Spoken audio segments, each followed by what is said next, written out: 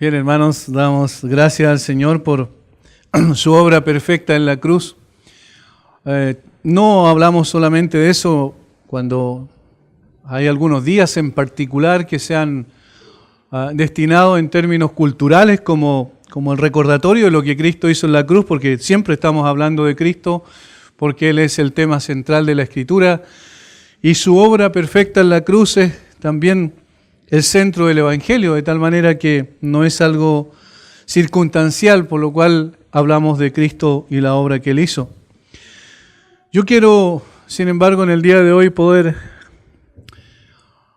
meditar un tanto en una situación particular que ocurrió en el contexto de la entrega del Señor Jesucristo, pero que podemos de alguna manera decir que se retrotrae en la historia, en el sentido de que no solo nosotros podemos estar expuestos a fallar y fallamos muchas veces en este tiempo, sino también en los mismos personajes bíblicos que vemos en las Escrituras fallaron también respecto a seguir al Señor como debieran haberlo seguido.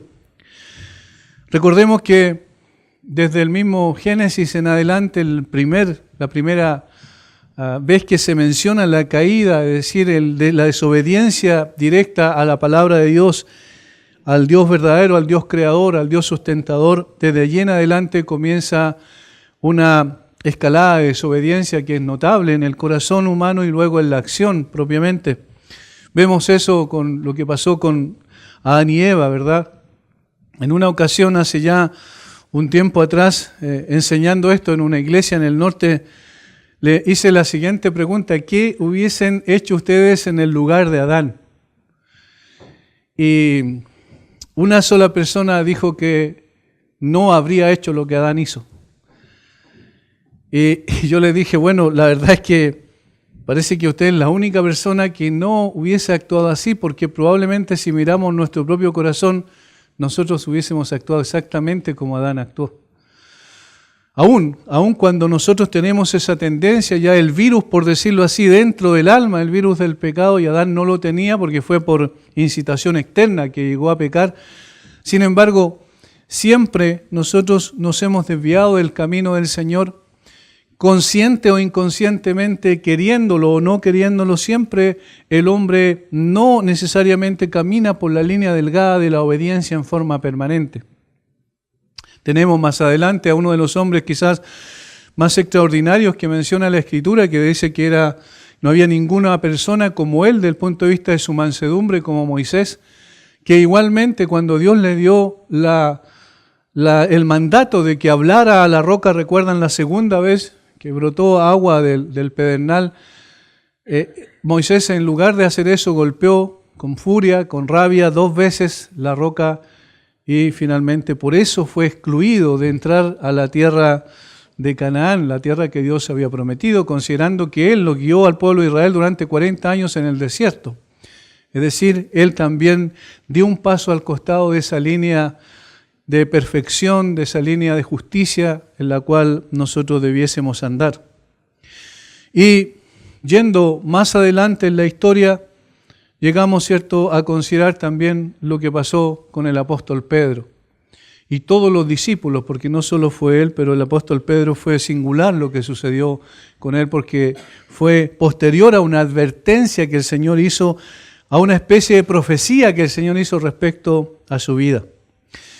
En una ocasión alguien dijo, si yo hubiese estado en el momento cuando Israel salió de Egipto, al ver cómo Dios hizo esa extraordinaria obra para sacarlos con brazo poderoso de Egipto, ver los milagros que Él hizo, estas 10 plagas que menciona la Escritura, ver también cómo en el desierto la columna de nube iba guiando al campamento y al pueblo en general durante el día y la columna de fuego durante la noche, al ver la presencia misma de Dios descender de tanto en tanto sobre el tabernáculo para donde venía el Señor a través de la nube conversando con Moisés, la verdad es que mi fe sí que sería firme y estable y no titubearía en absoluto al seguir al Señor.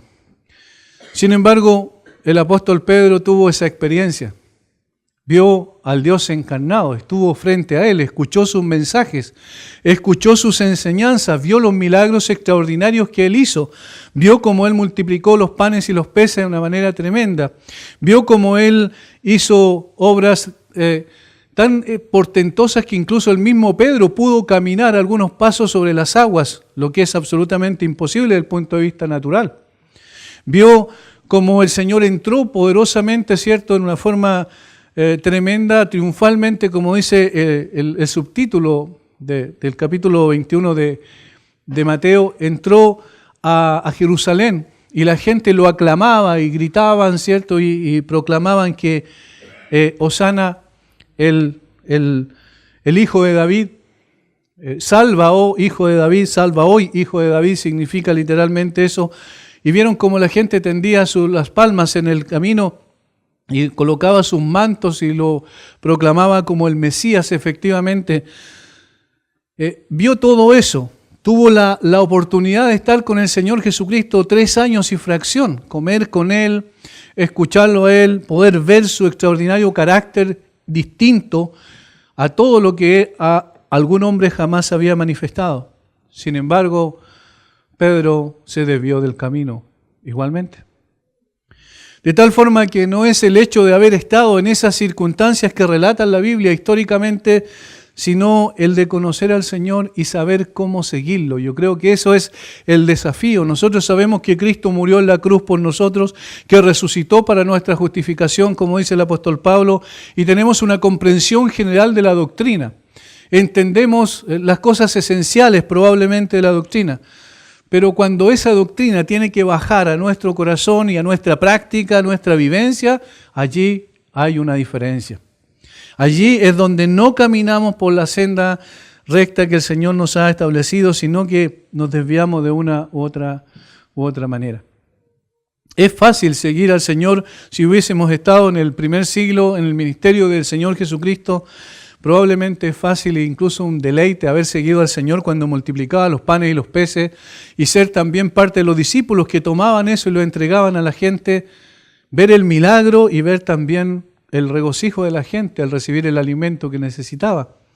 Es seguro también maravilloso haber estado en el monte de la transfiguración. Pedro, Juan y Jacobo tuvieron esa experiencia y ver la esencia del Señor Jesucristo, cómo se quita por un momento el manto de la humanidad para reflejar la gloria del Dios verdadero, y ver también o escuchar la voz del cielo que decía: este es mi Hijo amado en el cual me complazco a Él oír.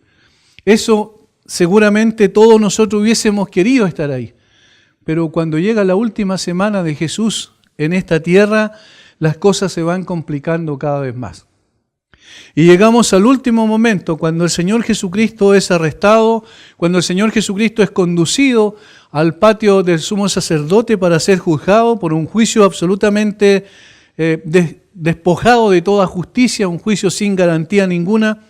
Y allí el Señor hace la siguiente aseveración. Poco antes de esto, a Pedro, en el capítulo 22 de Lucas 22, yo quiero que vayamos por este incidente en particular, para ver cómo seguir al Señor Jesucristo, qué lecciones prácticas nos da esta situación que tuvo el apóstol Pedro. Lucas 22, versículo 31 al 34.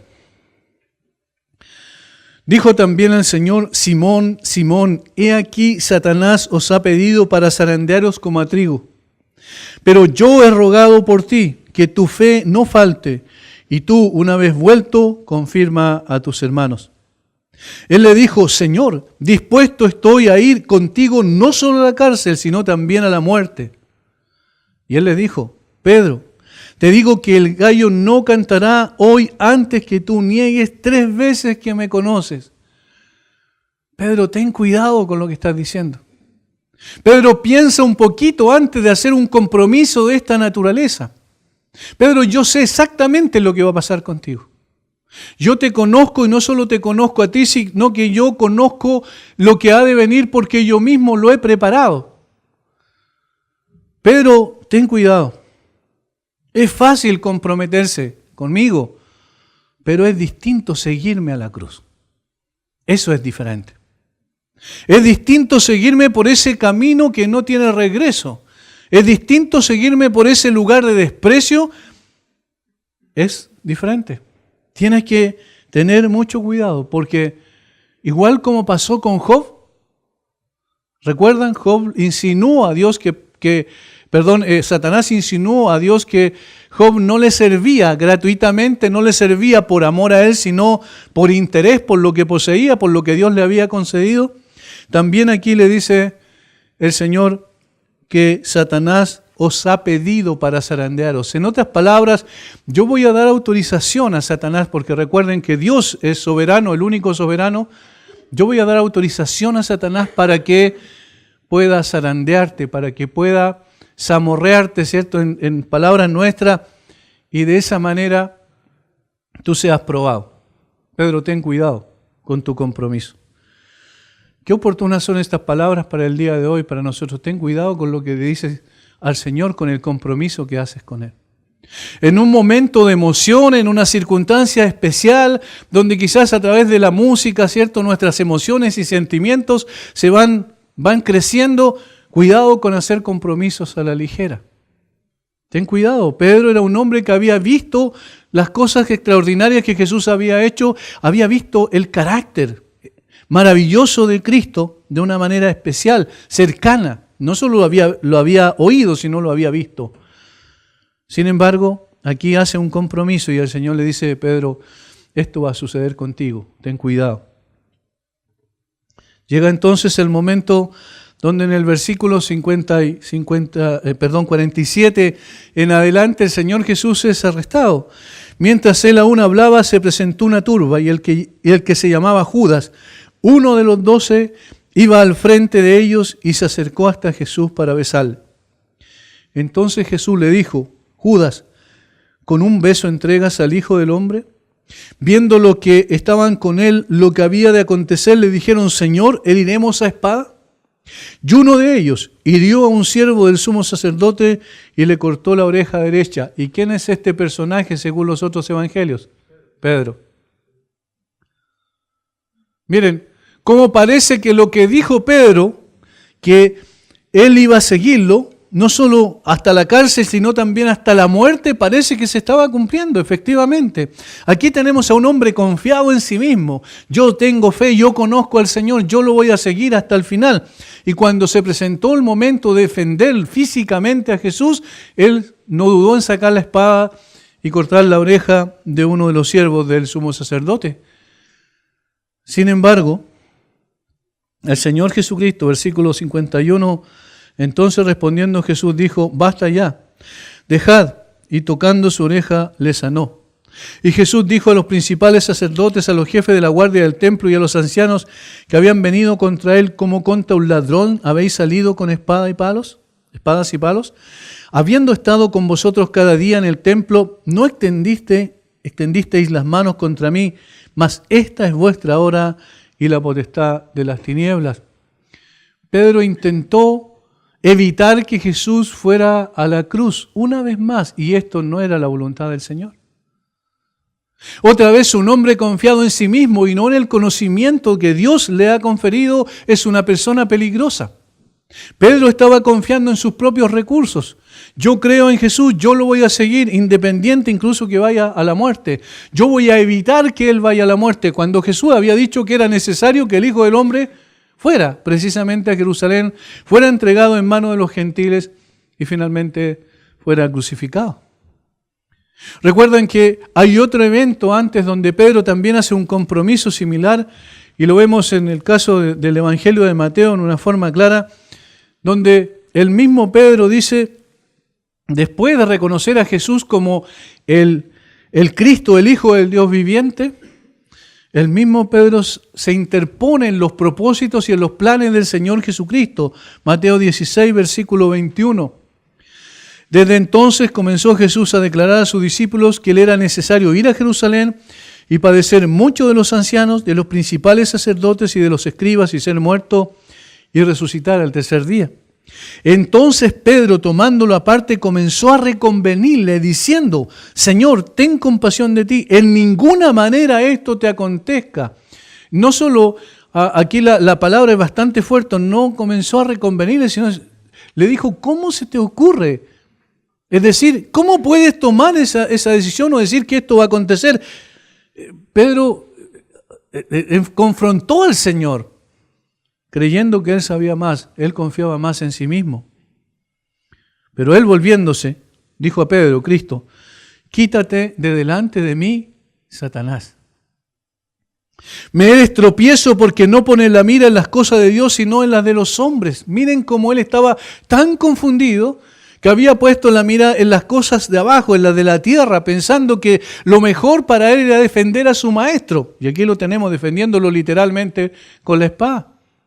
Cuando en realidad ese era el camino trazado por el Señor para ir a la cruz. Imaginemos esto, si Pedro se opone, ni siquiera Pedro podía tener salvación. Porque era necesario que Cristo fuera a la cruz. Y si no llegaba a la cruz, entonces Pedro no iba a tener la posibilidad de tener salvación de sus pecados. Y ninguno de nosotros. De tal manera que él estaba confundido respecto a la comprensión correcta de quién era el Señor Jesucristo y de su obra necesaria que tenía que manifestarse en Jerusalén.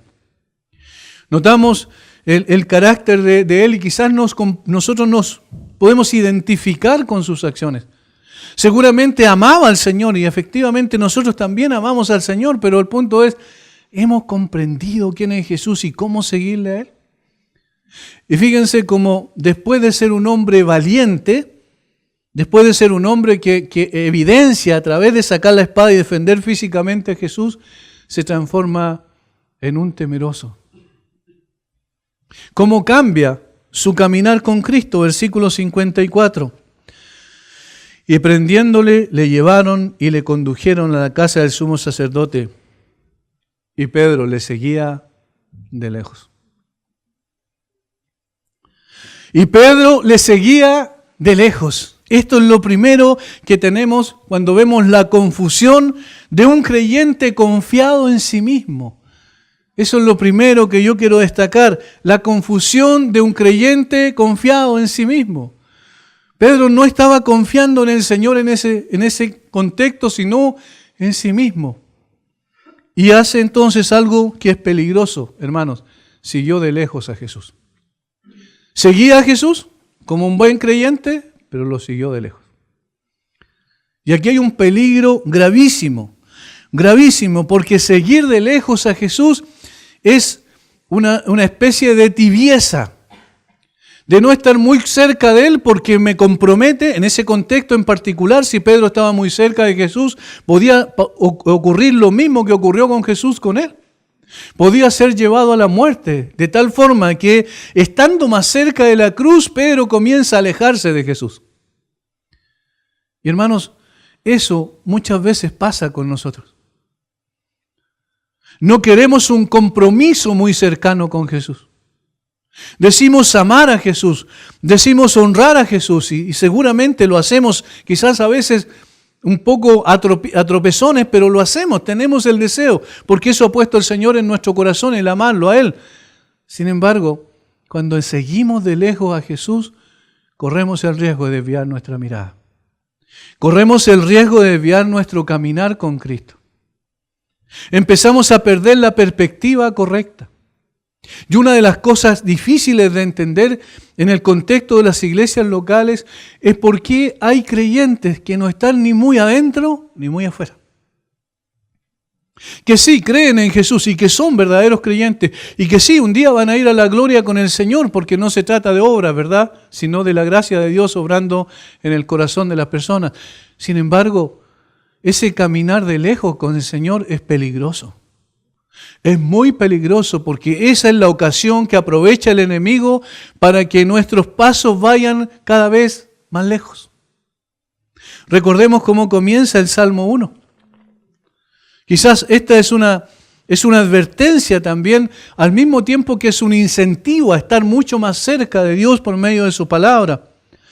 Bienaventurado el varón que no anduvo en consejo de malos, ni estuvo en camino de pecadores, ni en silla de escarnecedores se ha sentado. Fíjense cómo va en declive, como un escalón hacia abajo. Primero solo escucha los consejos, luego camina con los pecadores y finalmente se sienta con los burladores. Ese desliz, esa desviación del camino correcto es producto de no seguir a Dios de cerca. Jesucristo, recuerden lo que dijo, lo que más repitió, incluso más que crean en mí, Él dijo, síganme, venid en pos de mí. Síganme, repitió una y otra vez, porque de eso se trata el cristianismo, de seguir a Jesús. Pero Pedro, a pesar de haber visto lo extraordinario de la persona y el carácter de Jesús, su poder maravilloso, su compasión extraordinaria, sin embargo, ahora está siguiendo de lejos a Jesús. Seguir de lejos a Jesús es peligroso porque el enemigo coloca otras cosas más atractivas delante nuestro. Para la carne, por supuesto. Coloca otras cosas que colocamos en primer lugar y empezamos a desviar nuestra mirada cuando nos damos cuenta que hay otras cosas que son más importantes que el Señor en nuestra vida. Cuando nos damos cuenta que hay cosas que nosotros estamos colocando en primer lugar y no estamos cumpliendo con el principio que el apóstol Pablo le dice a los colosenses, que para que en todo Él tenga la preeminencia. Seguir de lejos a Jesús implica que yo voy a orar de vez en cuando, que yo voy a leer la Biblia de vez en cuando, que yo voy a venir y voy a asistir quizás a los cultos, a los servicios de la iglesia, pero no voy a tener un compromiso con Él más cercano. Seguir de lejos a Jesús implica que cualquier cosa que a mí me pase, yo empiezo a colocar como algo no tan importante al Señor Jesucristo en principio como el fundamento, la razón de ser de mi existencia. Y entonces todas las circunstancias yo las interpreto en función de mi seguimiento a Cristo. Seguir de lejos a Jesús implica que yo empiezo entonces a titubear en mi fe. Mi convicción no es tan profunda. Y Pedro estaba yendo por ese camino peligroso. Lo segundo que ocurre con él, en este subtítulo que le colocamos, la confusión de un creyente confiado en sí mismo, no solo seguía de lejos a Jesús, versículo 55, y habiendo ellos encendido fuego en medio del patio, se sentaron alrededor y Pedro se sentó también entre ellos. Y Pedro se sentó también entre ellos. El resto de los evangelios nos dan a entender que estas personas que estaban allí parte de ellos eran testigos falsos que habían sido citados, convocados por el Sanedrín para testiguar contra el Señor Jesucristo. Y Pedro, ¿qué es lo que hace? Se sienta con ellos. Miren cómo comienza el declive. No sé si lo están entendiendo. Primero, sigo de lejos a Jesús. Y después ya me asocio, aun cuando en términos físicos más que nada, pero ya Pedro estaba con los enemigos de Jesús. Hermanos, es muy fácil que ocurra esto. En el día de hoy hay un peligro grave. Yo conversaba con alguien, le decía, ten cuidado, mucho cuidado con las facultades latinoamericanas teológicas, porque están tergiversando las escrituras con el propósito de dar razón a que se metan principios y pensamientos que tienen que ver más con la política, en este caso con el marxismo, con la situación social, que con lo que dice la escritura. Lamentablemente en el día de hoy hay teólogos que están diciendo que hay que sacar la mirada de la cruz, que ya no hay que interpretar la cruz como para redención, sino que hay que interpretar la cruz en el sentido de una entrega para otros. Y quitarle todo el sentido teológico. Y entonces empezar a interpretarlo en función de cómo Dios se entregó y amó al mundo, y entonces el mundo es amado por Dios en la persona de Jesucristo, pero para satisfacer sus necesidades puntuales de cada día. Y ese es el evangelio social que no aparece en la Escritura. Y se está tergiversando esto, y resulta que muchos, no pocos, ahora se está masificando. En España, por ejemplo, la federación más importante de iglesias evangélicas tiene dentro de sus miembros a un grupo importante que niega que el Señor Jesucristo habló directamente, si la palabra de Dios habla directamente en contra de la homosexualidad y de la transexualidad. Es decir, estamos reinterpretando la Escritura. ¿Por qué? Porque nos estamos confundiendo otra vez con los enemigos de Cristo, porque cualquiera que niega que la cruz tiene como principio fundamental la redención del hombre, el perdón de los pecados, esa persona está equivocada. Porque eso es el centro del Evangelio. Y Pedro se sentó con ellos, compartió con los enemigos del Señor Jesucristo. Ahora, él conocía todo lo que había sucedido con Jesús. Él había escuchado los sermones más extraordinarios que uno quisiera haber escuchado, sentarse a los pies de Jesús. Imaginemos lo que significaba escucharlo a él hablando y enseñando profundamente, pero en una forma sencilla, las verdades más extraordinarias que hombre alguno haya escuchado. Y Pedro la escuchó. Sin embargo, él estaba sentado en estos momentos con los enemigos de Jesús. Eso pasa cuando seguimos al Señor Jesús de lejos. El enemigo toma partido en el asunto y trata de desviarnos cada vez más.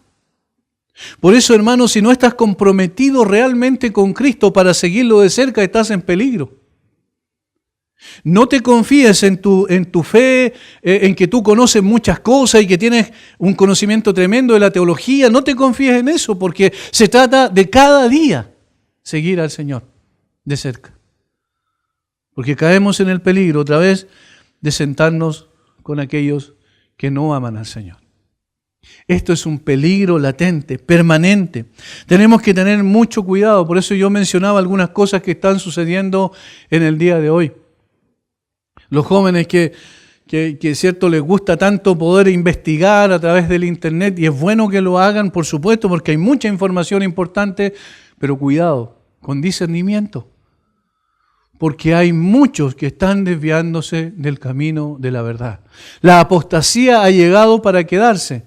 La apostasía no es un cuento de hadas, ni una ficción, ni algo que podría suceder, sino que algo que está sucediendo porque así la Biblia dice que iba a suceder.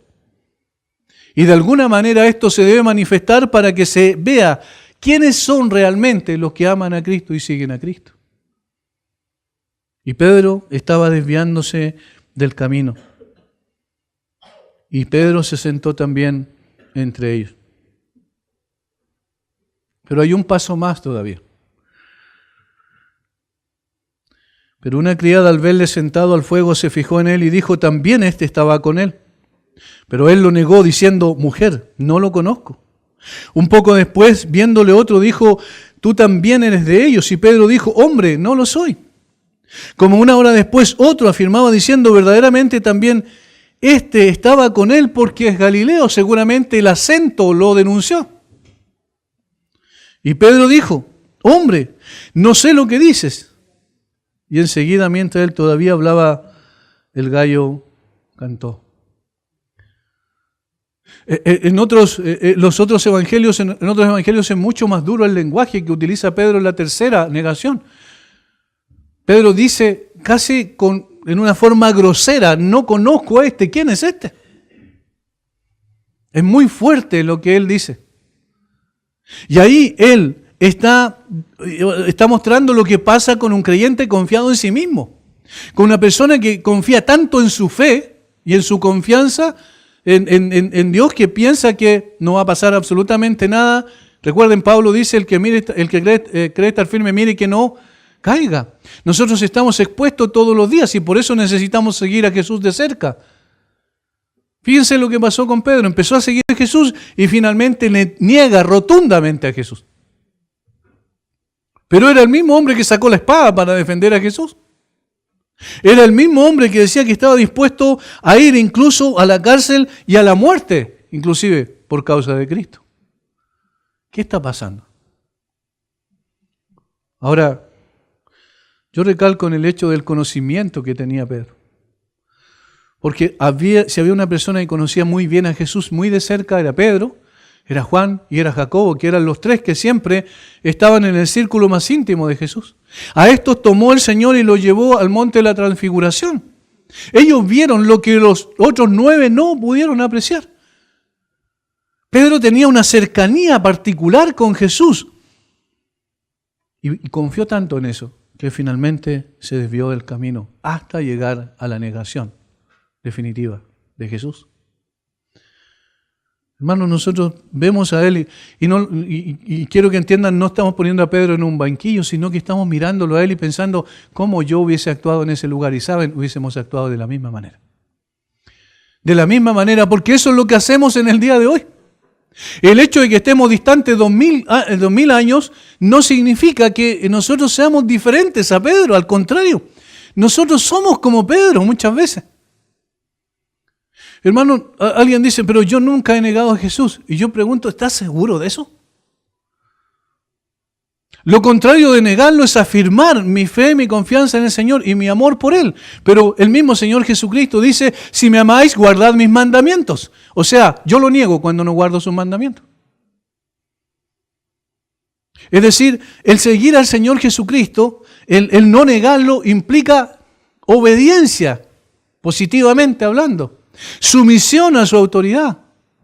Buscar las cosas de Dios primero. Poner la mira en las cosas de arriba, no en las de la tierra. Todo eso implica. Y si no hemos hecho eso, lo hemos negado. Y entonces uno dice, pero nunca yo negaría a Jesús tan abiertamente como Pedro lo hizo. Hermanos, lo estamos haciendo en la práctica. Ese es el punto. Lo estamos haciendo en la práctica. Cuando consideramos, por ejemplo, el cristianismo como un sistema ceremonial externo, lo estamos haciendo en la práctica. Miren, una de las cosas que el Señor hizo, recuerden, antes, cuando comenzó la última semana, el día lunes específicamente, antes de que fuera la cruz, el Señor Jesucristo hizo una de las cosas más notables que menciona la Escritura, que entró al templo, al atrio de los gentiles, que era el atrio más externo del templo, y volcó las mesas de los cambistas, de los que vendían palomas y vendían sacrificios, ¿cierto? O animales, perdón, para el sacrificio. Pero ¿cuál era la razón de fondo por la cual lo hacía? Porque esa gente seguía haciendo los mismos rituales que habían sido establecidos en la ley del Antiguo Testamento, el sistema de sacrificio, pero sin un corazón que apuntaba a amar a Dios y obedecer su palabra. Y por eso el Señor Jesucristo a propósito cita a Jeremías capítulo 7.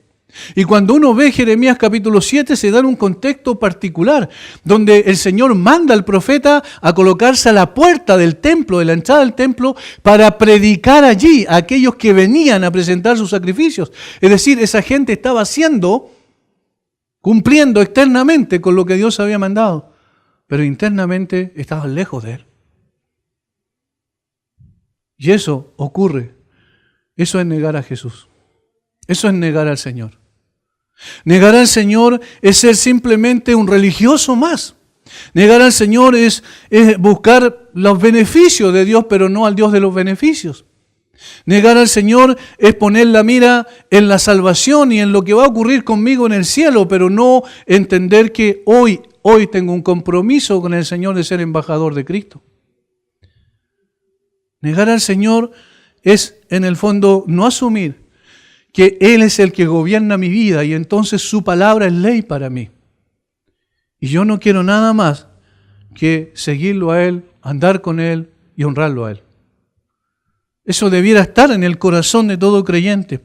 Pero Pedro, al seguir de lejos a Jesús, empezó a enfriarse su corazón. Empezó a tener miedo, empezó a ver las circunstancias, igual como cuando andaba caminando por las aguas y empezó a mirar el viento y las olas y entonces se hundió, ¿recuerdan?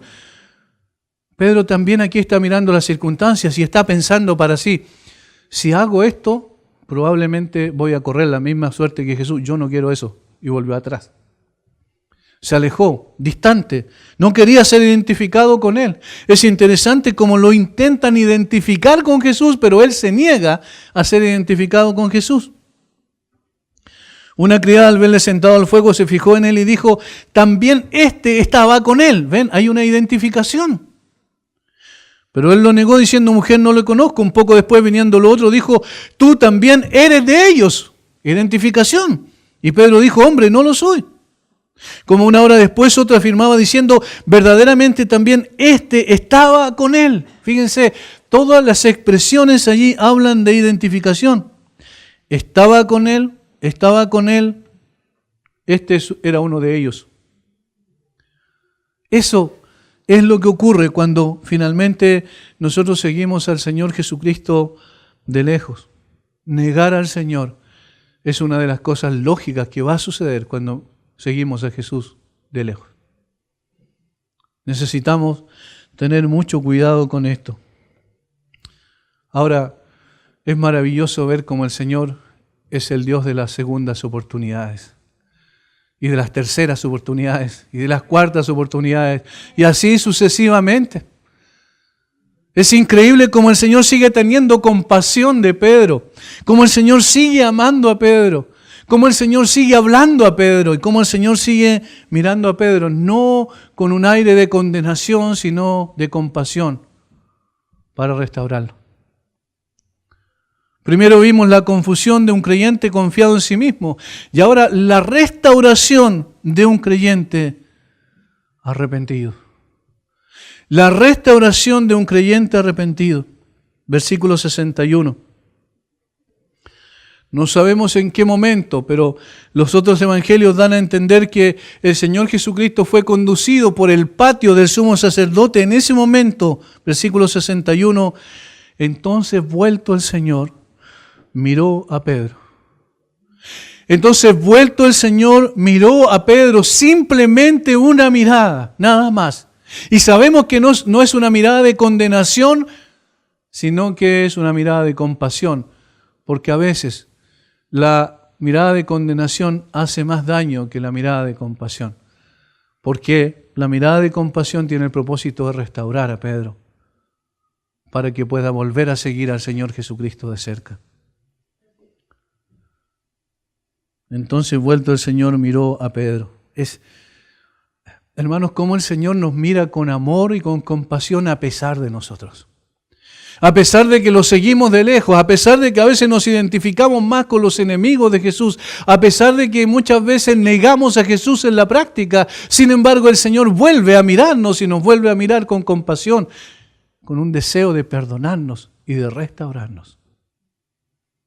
El Señor es el Señor de las segundas oportunidades. Vuelto el Señor, miró a Pedro. Y aquí ocurren 4 cosas en la vida de este hombre. 4 cosas. Y quisiéramos también que esto pudiese ocurrir siempre con nosotros, porque aunque no caminamos igual como Pedro fielmente por la senda que el Señor ha trazado, sin embargo, en estas desviaciones que tenemos por nuestra propia carnalidad, el Señor nos vuelve a colocar otra vez en el camino, pero a través de lo que Él hace con su palabra en nuestro corazón. Vuelto el Señor, miró a Pedro, y Pedro se acordó de la palabra del Señor. Y Pedro se acordó de la palabra del Señor. Esto fue lo primero. Se acordó de la palabra de Dios. La restauración viene cuando el Señor, el Espíritu Santo, trae a nuestra memoria su palabra. Su palabra que dice que Dios es tardo para la ira, pero grande en misericordia. Que está pronto a perdonar. Que es un Dios compasivo, lleno de gracia. Que la gracia y la verdad vinieron por medio de Jesucristo. Y que entonces el Señor no nos trata como merecemos, sino según lo que necesitamos. Esta palabra que el Señor le había dicho a Pedro tiene que ver con la advertencia. Versículo 34, y Él le dijo: Pedro, te digo que el gallo no cantará hoy antes que tú niegues 3 veces que me conoces. Pedro, yo te dije lo que iba a suceder. Y entonces el Espíritu Santo trae a nuestro corazón esa palabra del Señor y le dice: no confíes en tu propia fe, en tu propia firmeza. No estás firme en ti mismo.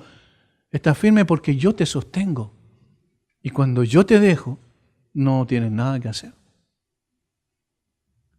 No busques en ti mismo la firmeza, porque la firmeza nunca va a estar en ti. Y aquí hay cosas que a veces nosotros las repetimos de generación en generación y no son bíblicas. Por ejemplo, es que yo tengo fe y el Señor sabe que yo tengo fe, y porque yo tengo fe el Señor. Hermanos, eso no es así. No es así. No es cuán firmemente tengo yo asido al Señor, sino cuán firmemente Él me tiene asido a mí. No es cuán firmemente yo estoy en los caminos del Señor, sino cuán firmemente Él me conduce por esos caminos de la mano de Él. Es su fuerza, es su poder. Y en eso está mi confianza, en lo que Dios dijo y en lo que Dios ha dicho durante toda la manifestación, la revelación de su palabra. Recuerden dónde estaba la fe de Abraham. ¿En qué estaba la fe de Abraham? En lo que Dios le dijo, en la promesa que Dios le había hecho. Era imposible desde el punto de vista humano, biológicamente era imposible por la edad que tenía él, biológicamente era imposible porque su esposa era estéril, sin embargo, él confió en la promesa de Dios. Y hermanos, a pesar de que Pedro tiene que haber recordado estas palabras, que el gallo no cantará hoy antes que tú me niegues 3 veces, sin embargo, también a su corazón debe haber venido esto: pero yo he rogado por ti, que tu fe no falte. Pero yo he rogado por ti que tu fe no falte. Y ahí donde está flaqueando Pedro en este momento, yo te sostengo. Y entonces al recordar la palabra de Dios, él cayó en cuenta de que estaba equivocado. No debe confiar en sí mismo. Versículo 62. Y Pedro, saliendo fuera, se arrepintió de su pecado. Se arrepintió de su pecado. Reconoció su pecado al recordar las palabras del Señor. Tienen que haber golpeado su conciencia fuertemente. Pero él inmediatamente se arrepiente de su pecado. ¿Qué es lo que es el arrepentimiento? El arrepentimiento no es llorar, como dijo alguien, sino es cambiar. El arrepentimiento no es recordar que hice algo malo y reconocer que hice algo malo y se acabó. Allí no termina el arrepentimiento. Aquí no está la palabra directamente, pero se infiere por lo que ocurrió con Pedro. Sin embargo, en otros textos de la Biblia es claro, el arrepentimiento es un cambio de mente, es un cambio de percepción respecto a algo en específico. El arrepentimiento es reconocer primero que estoy equivocado, que he transgredido la norma de Dios, que he pasado por sobre la norma de Dios, por la palabra de Dios, y entonces cambiar con respecto a ello. Hermanos, el arrepentimiento como lo vemos nosotros en el día de hoy es muy superficial. Es decir, yo reconozco que me equivoqué. Ese no es arrepentimiento. Recuerden, Judas hizo lo mismo, ¿no es verdad? He entregado a un inocente. Y ese no es arrepentimiento. Me he equivocado, sí, yo sé que no debía haber hecho eso, pero lo hice. Eso no es arrepentimiento. Pedro hizo mucho más que eso. Y ahí está la gran diferencia con Judas, que Judas después de eso fue y se ahorcó, ¿recuerdan? Y era un resentimiento, o sea, una emoción que tenía en su corazón reconociendo algo que estaba mal hecho, sin embargo no reaccionó frente a eso. No hubo un cambio sustancial en él. Siguió siendo el mismo y por eso terminó ahorcado. No, Pedro se arrepintió de su pecado. Al punto que nosotros lo vemos después, al final cuando el Señor Jesucristo resucita y cuando está con sus amigos pescando todavía en el mar de Galilea y el Señor se coloca a la orilla, tienen un pez donde lo está asando y esperándolo a ellos para servirles, ¿recuerdan? Y le dice, lo podemos quizás nosotros ver desde el punto de vista, pensar de lo que podría haber sucedido, y quizás le colocó la mano en el hombro a Pedro y le dice, Pedro, ¿me amas? Pedro, ¿me amas? Y se lo repite 3 veces, y cuando se lo repite la tercera vez, Pedro está diciendo, pero Señor, casi como era una espada que estaba penetrando su corazón. Pero Señor, si tú sabes que te amo. Pero Pedro tiene que haber estado recordando. 3 veces yo lo negué, ahora 3 veces él me está diciendo, Pedro, ¿me amas? Porque el amor a Dios no es una emoción circunstancial. No, conlleva una acción real, una acción de apartarse de esa transgresión. El Señor no lo condenó con su mirada, pero le hizo recordar la palabra. Y al recordar la palabra que Él le había dicho, entonces Pedro se arrepintió de su pecado. ¿Y qué hizo entonces? Se apartó de su pecado. Fíjense, saliendo fuera. No siguió con las mismas personas que estaban ahí como testigos falsos para poder servir para un juicio injusto que le hicieron al Señor Jesucristo. No siguió con ellos, saliendo fuera. Se apartó de su pecado. Y eso es lo que implica el arrepentimiento. Es el reconocimiento de una acción que transgrede la norma de Dios, que ofende al Dios Santo, pero también eso significa que tiene que apartarse del pecado. Por eso arrepentirse no es llorar, sino es cambiar. Lo que ocurrió aquí con este hombre que, siguiendo de lejos a Jesús, finalmente terminó sentado con ellos, con los enemigos de Jesús, y terminó negando completamente su relación, su identidad con Jesús. Y ahora empieza el proceso de restauración, que siempre empieza con arrepentimiento. ¿Recuerdan cómo comenzó el proceso de restauración de David? Con arrepentimiento. El Salmo 51 es la expresión más clara de eso. Posteriormente al Salmo 51, David también escribe el Salmo 32. Y el Salmo 130 y el Salmo 143, pero después del Salmo 51 está el 32 seguramente. Y David dice, bienaventurado aquel cuya transgresión ha sido perdonada y cubierto su pecado. ¿Y a quién se estaba refiriendo? A sí mismo. Bienaventurado aquel cuya transgresión ha sido perdonada y cubierto su pecado. Bienaventurado el hombre a quien Jehová no culpa de iniquidad y en cuyo espíritu no hay engaño. David estaba diciendo, Señor, tú me perdonaste. Y yo ahora veo eso y digo, qué maravilloso amor. Ahora soy dichoso, soy feliz, porque eso significa bienaventurado.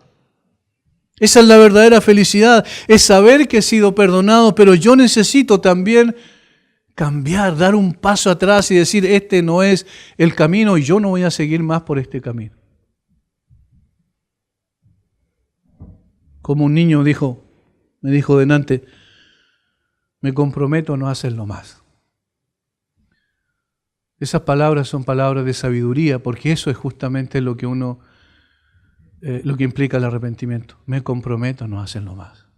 Señor, te negué con mis actos, te negué con mi forma de proceder, te negué porque tomé el cristianismo como un sistema religioso, cultico, externo nada más, te negué porque no me sometí a tu palabra, te negué porque actué mal frente a esto, pero Señor, dame fuerza, me comprometo a no hacerlo más.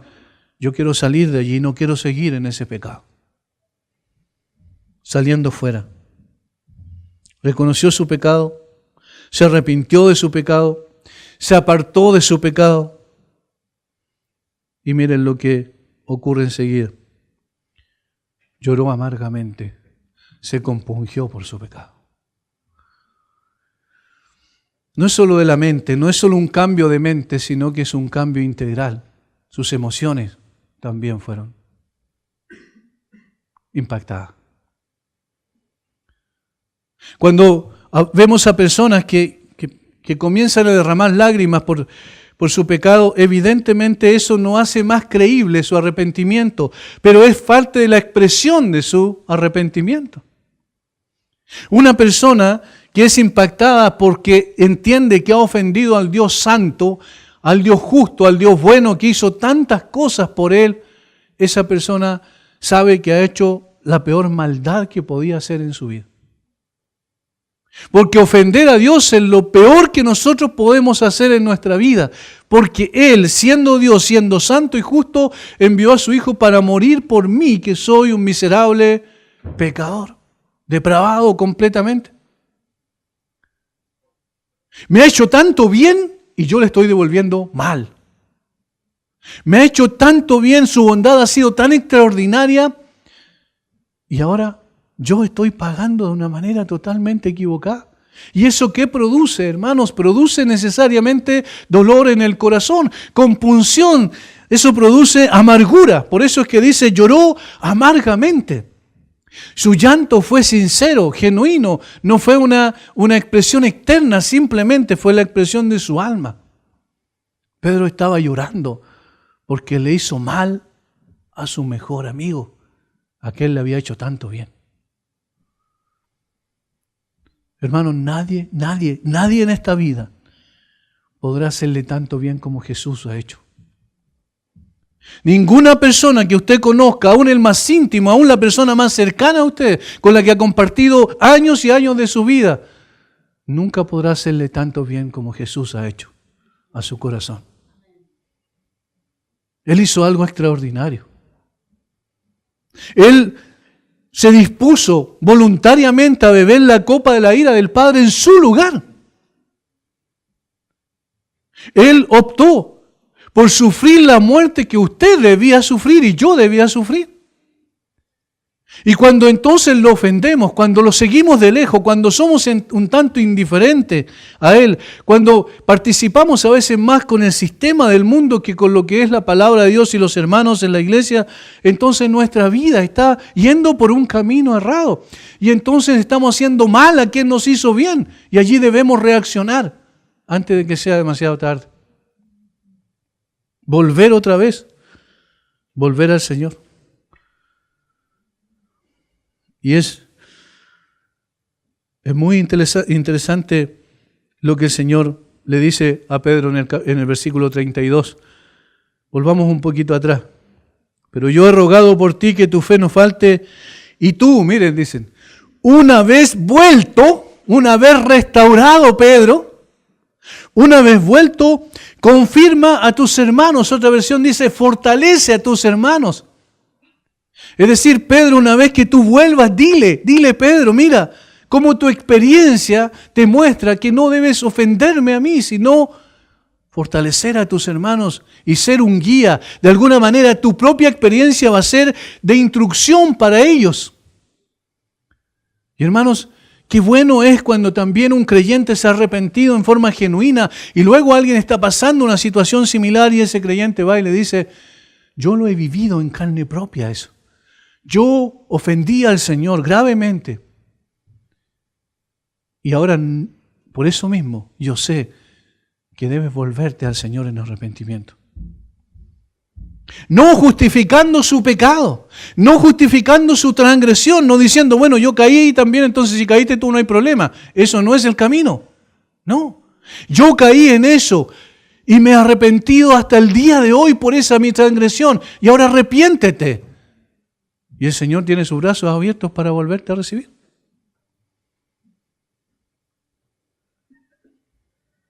Él fue compungido por su pecado porque sabía a quién había ofendido. Y quizás el pecado ha llegado a ser algo casi normal en la iglesia porque no entendemos a quién estamos ofendiendo. A veces que pensamos que se trata simplemente de una transgresión superficial. Y total, hay que echarle un poco de tierra encima y seguir adelante. Pero no es así, hermanos. Porque Cristo murió por nuestros pecados en la cruz. Pagó con su sangre nuestras aberraciones. Y ahora que somos sus hijos, tenemos que tener cuidado con seguir pecando. Yo no quiero que esto sirva de incentivo para eso. A decir, bueno, Pedro también caminó por allá, entonces yo también voy a caminar por allá. No. Por el contrario, Pedro nos está diciendo aquí, o la palabra de Dios por medio de la experiencia de Pedro nos está enseñando que necesitamos seguir de cerca a Jesús. Seguirlo de cerca, comprometiéndolos con Él todos los días de nuestra vida. Buscarlo a Él, intentar honrarlo con todo lo que somos y lo que hacemos. Nuestras acciones sean también coherentes y consistentes con esta determinación. Buscarlo a Él y seguirlo de cerca. Andar tras sus pasos, como dice el mismo Pedro posteriormente, para eso fuiste llamado, para que sigáis sus pisadas. El que dice que cree en Él debe andar como Él anduvo, dice Juan, siguiendo las pisadas del Señor, pero de cerca.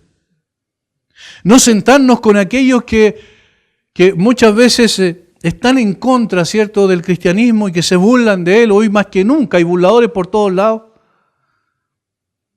Nosotros no tenemos parte con ellos, no debemos apartarnos de ellos, pero no debemos compartir lo que ellos hacen.